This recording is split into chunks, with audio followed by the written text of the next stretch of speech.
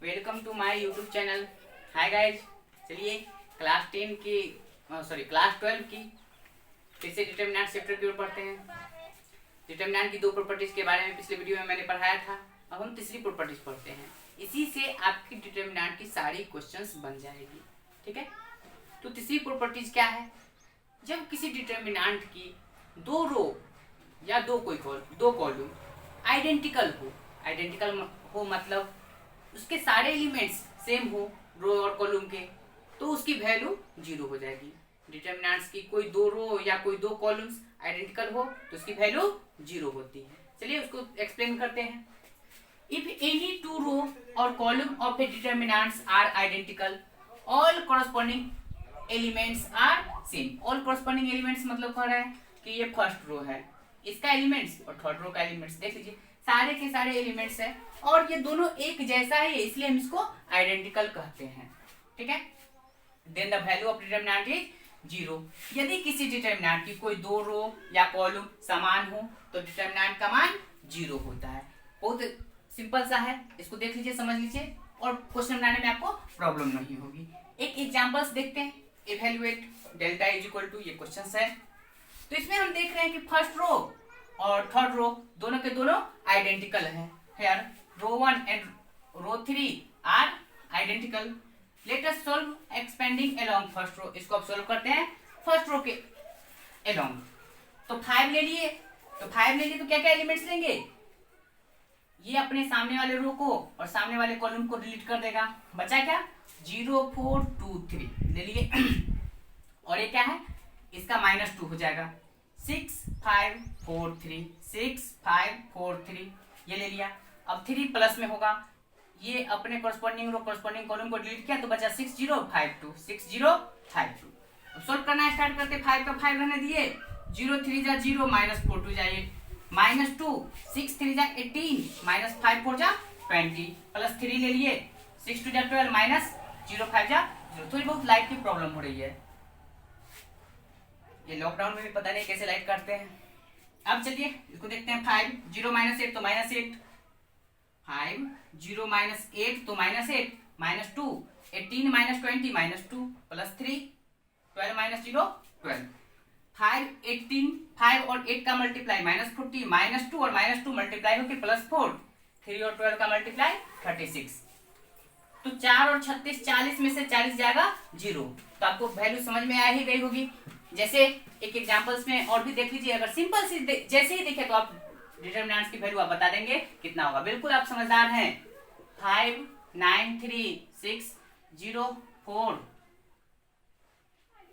5 9 3। अब इसका वैल्यू आप बताएंगे तो डायरेक्टली आप देखेंगे कि वैल्यू क्या आ रही है? 0 आ रही है। फिर इसका वैल्यू देख लीजिए, ए बी सी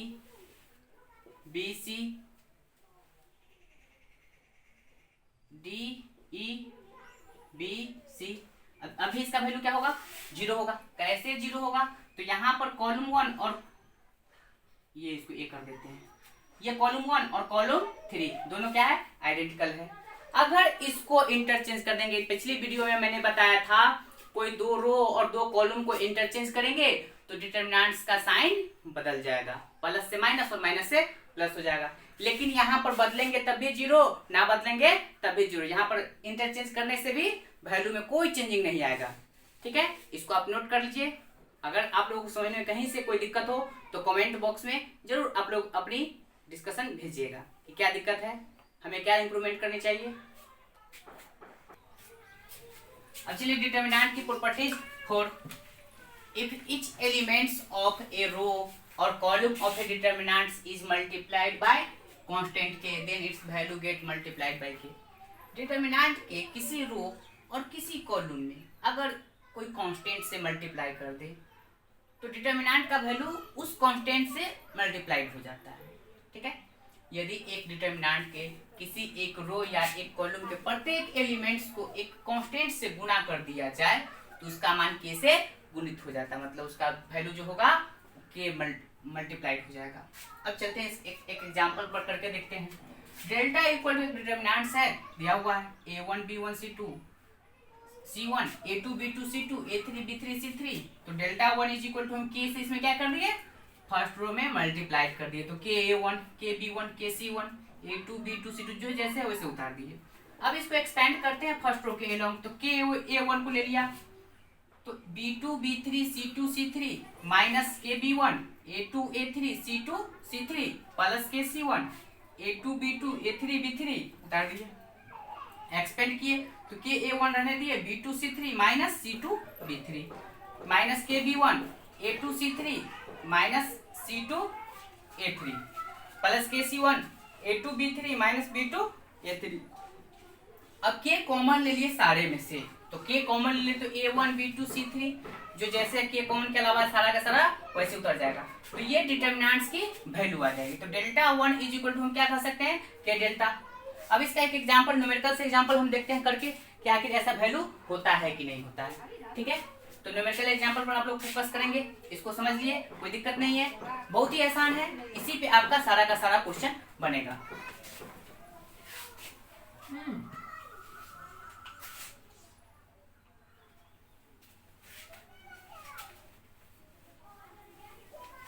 एक न्यूमेरिकल एग्जांपल्स करते हैं। Delta is equal to 1 2 5 6 3 4 1 9 8। इतनी भारी भरकम नंबर देने की जरूरत नहीं, एकदम सिंपल सा देख लीजिए, समझना ही तो है। बाकी क्वेश्चन तो आप लोग सोल्व कर ही लेंगे, इतने से होशियार हैं। एकदम प्यार से देखिए, कोई भारी नहीं है। तो हम डेल्टा इज इक्वल टू हम क्या करते हैं 5 से मल्टीप्लाई करते हैं।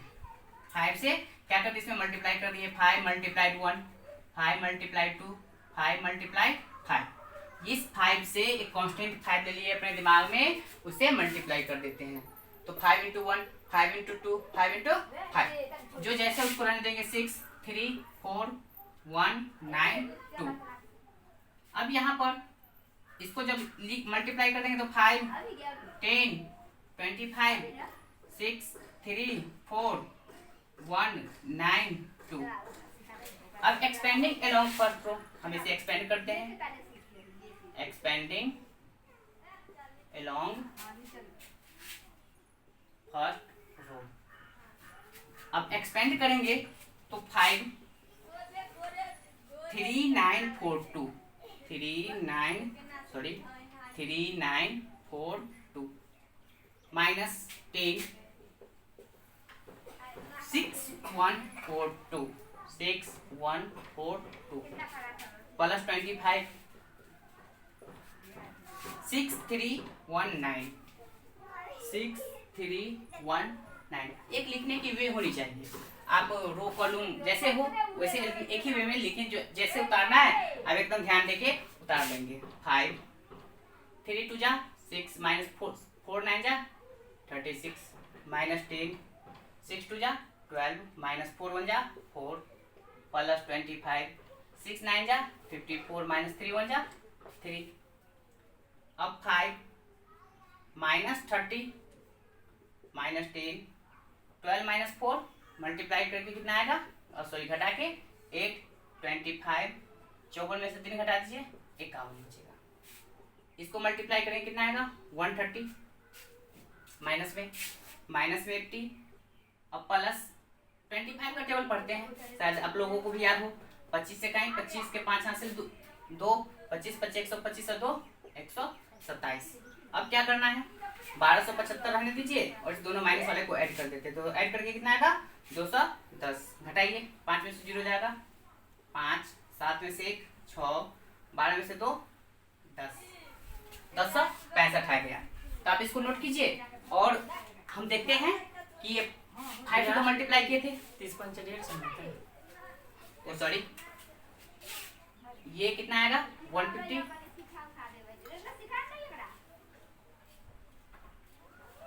तो ये 1275 माइनस 230 घटाते हैं, शायद नहीं आता। 5 7 में से 3 4 12 में से 2 10 1045 आ गया। सबको देखो तो बाहर कौन है, रुक दिए रुको।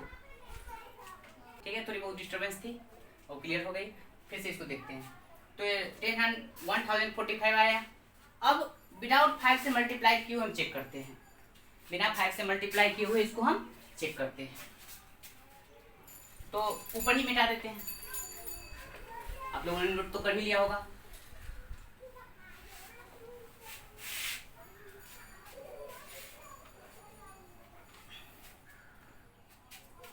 लॉकडाउन की वजह से बहुत सारी प्रॉब्लम्स आ रही है सबको, पता नहीं कब तक जाएगा।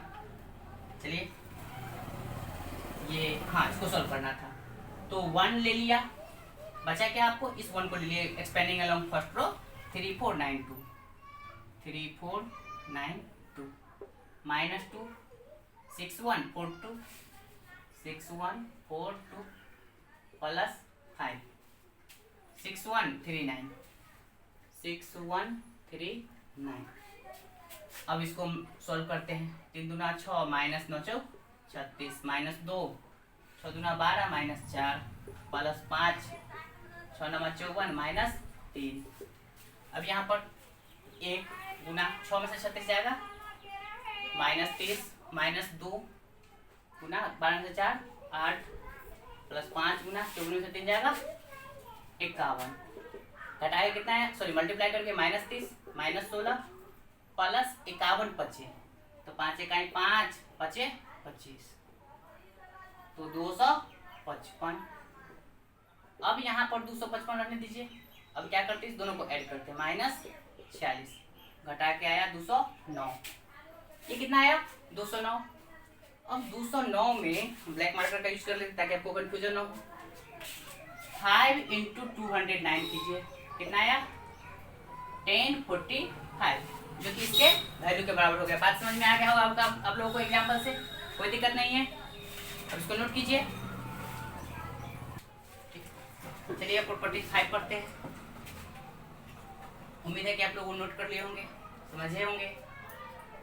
5 प्रॉपर्टीज क्या है, इफ सम और all elements of a row और column of determinants can be expressed as sum of 2 or more terms, then the determinants can be expressed as sum of 2 or more determinants। मतलब दो terms में, जैसे कि a1 plus k है k1, a2 plus k2 है, a3 plus k3 है, b1 b2 b3 c1 c2 c3। तो इसको हम लिख सकते हैं a1 a2 a3 b1 b2 b3 c1 c2 c3। और ये प्लस वाले टर्म्स को जो छोड़ दिए, तो k1 k2 k3 ये फर्स्ट रो के अलोंग, b1 b2 b3 ये सेकेंड रो के along, third row c1 c2 c3। इसी के टर्म्स में हम इसको लिख सकते हैं, जो कि दो सम के रूप में दिया हुआ है। तो अलग अलग डिटरमिनेंट्स का सम हम कर सकते हैं। 2 टर्म्स रहे 3 टर्म्स रहे, जितना टर्म्स रहे हम उतना टर्म्स करते जा सकते हैं। ठीक है, यहीं पर अगर ये इसमें अगर दे दिया जाए आपको, इसको देख लेते हैं, plus alpha plus beta plus gamma, अगर ये ऐसा टर्म्स दे दे तो हम इसमें एक और डिटरमिनेंट्स बढ़ा के कर सकते हैं। एकदम छोटा सा लिख रहे हैं, शायद दिखे भी नहीं आप लोगों को, पता नहीं। Alpha beta gamma b1 b2 b3 c1 c2 c3, ऐसा टर्म्स लिया, जितना टर्म्स हो उतना टर्म्स में हम लिख सकते हैं। तो इसके बारे में हमको डिस्कस करना नहीं है अभी, फिलहाल 2 ही टर्म्स पे चलते हैं। इतना ही पे मेरा क्वेश्चन बन जाएगा। अगर वैसी जरूरत पड़ी तो आप लोग क्वेश्चन भेजेंगे, मैं बना के आपको फिर उसका वीडियो डाल दूंगा। ठीक है, तो इसी में देखते हैं। तो ये दिया हुआ है, तो इसको इस टर्म में लिखा जा सकता है a1 plus k1 a2 plus k2 a3 plus k3। तो a1 a2 a3 a1 a2 a3 कर दिए, यहाँ पर थोड़ी सी गलती हो गई। अब k1 k2 k3 ठीक इसी फॉर्म में हम इसको अब लिख देते हैं। ए बी सी है, क्वेश्चन दे दिया आपको, इस क्वेश्चन को बनाते हैं। तो ए बी सी ये कर दिए, एक्स वाई जेड कर दिए। अब अगला टर्म्स जो लिखना है, तो ए बी सी जैसे का है वैसे लिख देंगे, 2x 2y 2z ये भी लिख दिया, और एक्स वाई जेड।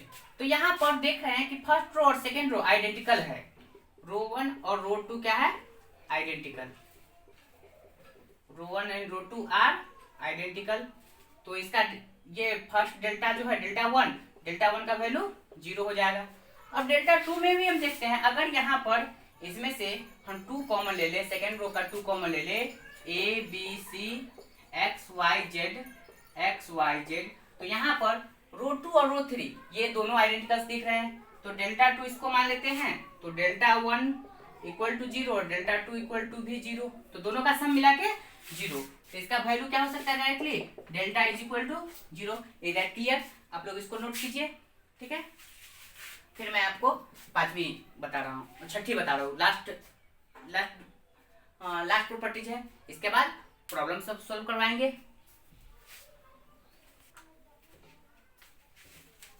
चलिए property 6, if two each elements of any row or column of a determinant, the equimultiples of corresponding elements of other row or column are added, then the value of determinants remains same। इसका मतलब यह हुआ कि अगर first row है, हम first row की बात कर रहे हैं, हम इसमें कुछ भी अगर कर देते हैं रो 1 प्लस 2 रो 2, तभी इसकी डिटर्मिनेंट्स की वैल्यू में कोई चेंजिंग नहीं आएगी।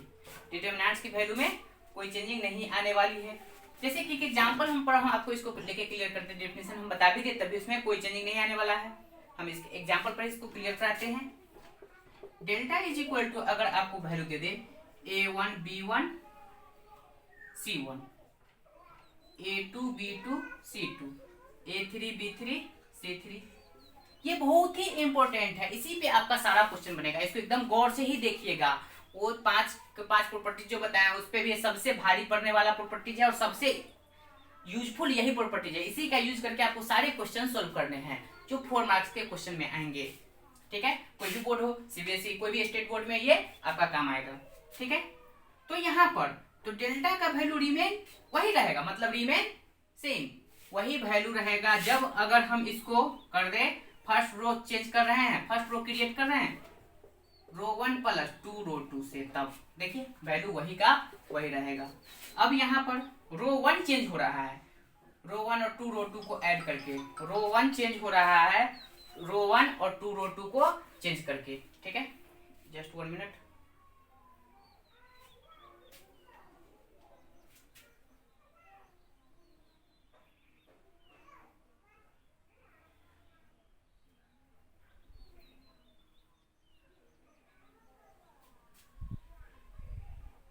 Sorry for that. Row 1 change हो रहा है, क्या करना है, तो रो 1 का एलिमेंट्स जो है और इसमें 2 से मल्टीप्लाई कर देंगे इसके प्रत्येक कॉरस्पॉन्डिंग एलिमेंट्स में, और उसके बाद ऐड करना है। तो a1 प्लस 2a2, ठीक। फिर क्या करना है, b1 plus 2b2 corresponding elements में करना है। एकदम ध्यान से देखिए, c1 प्लस 2c2, ये हो गया आपका फर्स्ट रो तैयार हो गया। सेकेंड रो में भी हमको सेकेंड रो में हमको कोई चेंजिंग नहीं करनी है, जैसे जो है उसको रहने देंगे। a2 b2 c2, a3 b3 c3, तभी ये डिटर्मिनेंट्स की वैल्यू कोई चेंजिंग नहीं रहेगी, यही का वैल्यू यही रह जाएगा। Delta is equal to delta. अगर हम इसको डेल्टा 1 कर दे तो डेल्टा इक्वल टू डेल्टा 1। इसका एक न्यूमेरिकल एग्जांपल्स हम करके देखते हैं, जो कि एनसीईआरटी की एग्जांपल्स है, ठीक है। वो क्वेश्चन में इसको नोट कर लीजिए आप लोग। चलिए, नोट करने की भी उतनी जरूरत नहीं है, आप अगर समझेंगे तो प्रॉपर्टीज बस सिर्फ याद रखेंगे कैसे से कैसे अप्लाई हो जाता है। ये तो रो ऑपरेशन का था, ये कॉलम ऑपरेशन का है। एक एग्जांपल देख लीजिए, सारे प्रॉपर्टीज आप लोगों को करा दिया गया, एक्सरसाइज करनी है। जो क्वेश्चन प्रॉब्लम हो वो आप लोग कमेंट बॉक्स में भेजेंगे, मैं उसका वीडियो बना के आपको भेज दूंगा।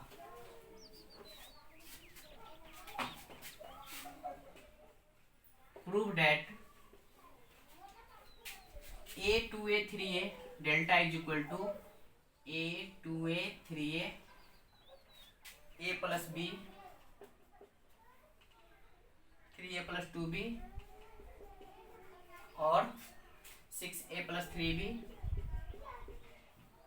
उसके बाद है a plus b plus c, 4a plus 3b plus 2c, उसके बाद 10a plus 6b plus 3c, 10a plus 6b plus 3c।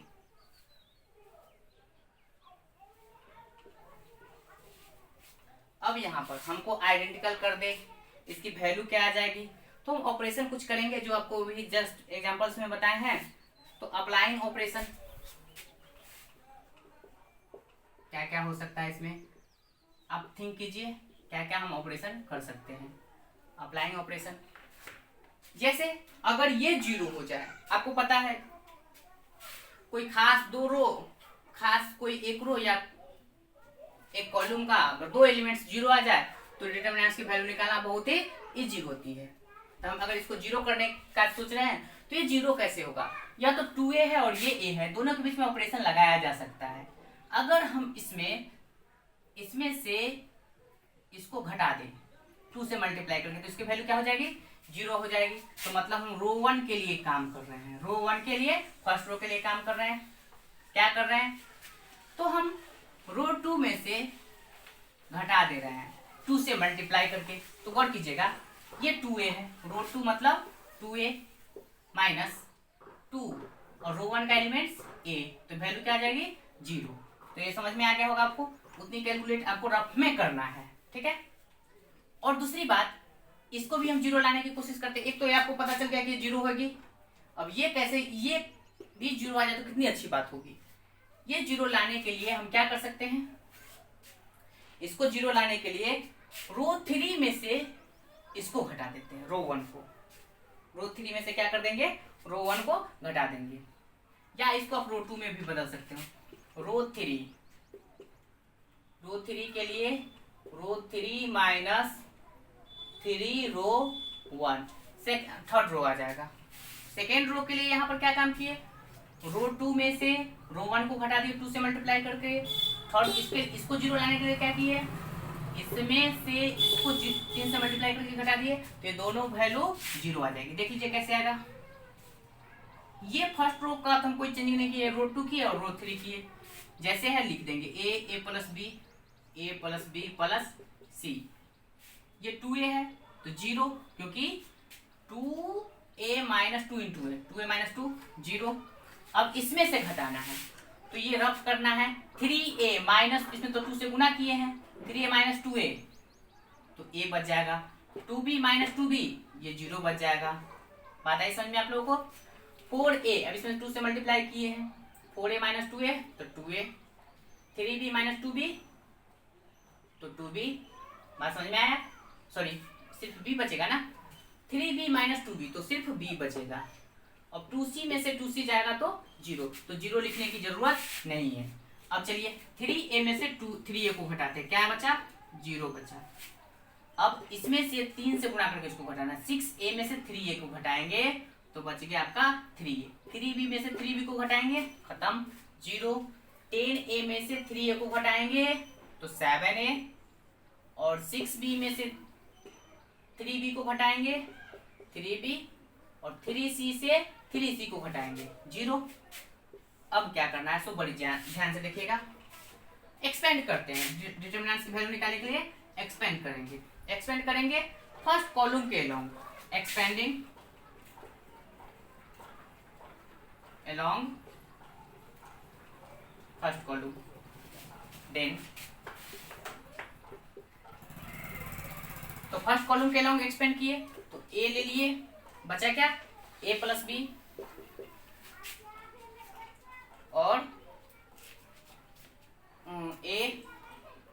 a plus b plus c और 2a प्लस b। इसमें मेरा जगह कम पड़ रहा है, ठीक है। जब इसको हम सॉल्व करेंगे तो आपकी वैल्यू जो है 0 आ जाएगी। शायद मैंने यहाँ पर गलत लिखा, 7a प्लस 3b लिखाएगा, मैंने लिख दिया 2a प्लस b,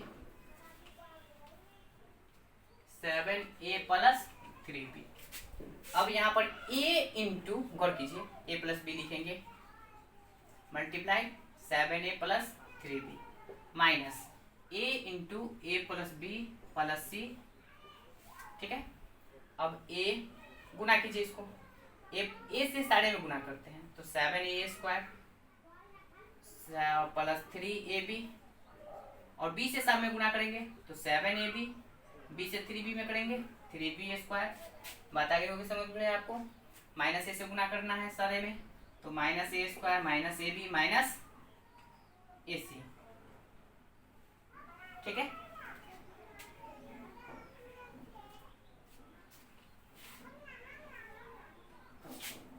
शायद यहाँ पर कहीं पर गलती हो गई क्या,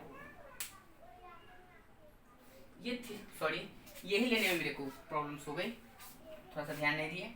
अब ए फर्स्ट तो ए 3a, यहाँ पर मेरा क्या होना चाहिए 3a होना चाहिए, ए 3a 2a प्लस बी, और ये भी प्रॉब्लम्स है 2a plus B 7a plus 3b। तो ये तो मैंने सही लिखा था, a plus B into 7a plus 3b minus 3a और 2a प्लस बी। आप लोग जरा ध्यान से बनाएंगे, कंफ्यूज नहीं होना है, एकदम प्यार से बनाना है। a 7, ये तो सही है मेरा मल्टीप्लिकेशन यहाँ तक, माइनस 3 और 2a का मल्टीप्लाई करेंगे तो क्या आना चाहिए 6a square minus plus minus 3ab। अब यहाँ पर गौर कीजिए,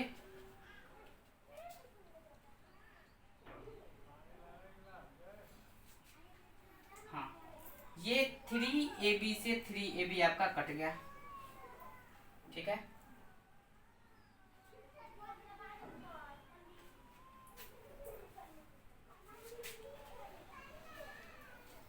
seven a square plus 3ab plus minus 6a square, oh shit, थोड़ी बहुत सारी गलती हो गई आप लोग,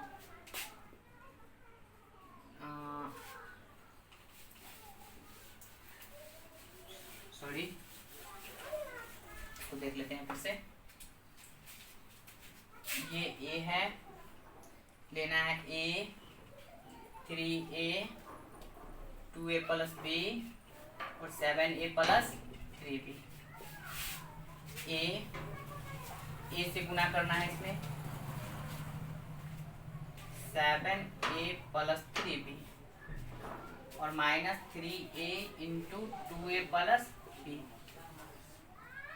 a 7a square plus 3ab minus 6a square minus 3ab। अब plus 3ab minus 3ab cut जाएगा, a 7a स्क्वायर में से 6a स्क्वायर को हटा देंगे तो कितना आएगा a स्क्वायर, मल्टीप्लाई कर देंगे a क्यूब।